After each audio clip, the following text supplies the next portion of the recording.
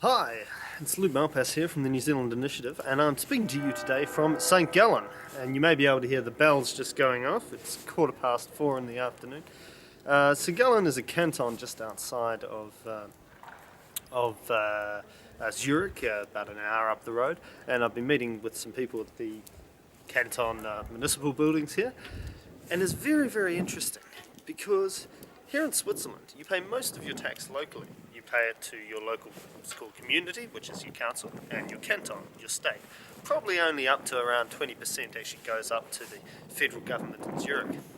What this does is it induces a great deal of competition between both cantons and between local councils. Now, this has the very interesting effect that some jurisdictions market themselves as low tax jurisdictions, while others, say for example Zurich, have higher tax but better services, or more culturally significant services, the Opera House, um, all that sort of thing.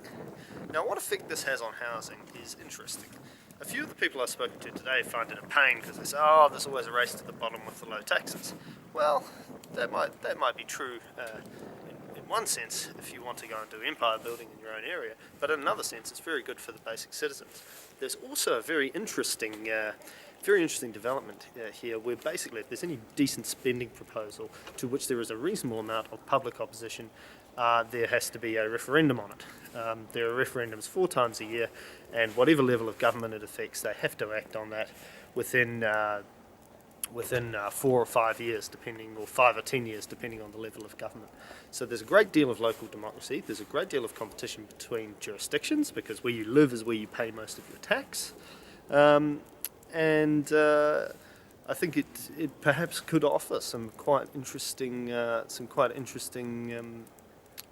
solutions or options from New Zealand. From Zurich, St Gallen. See you later.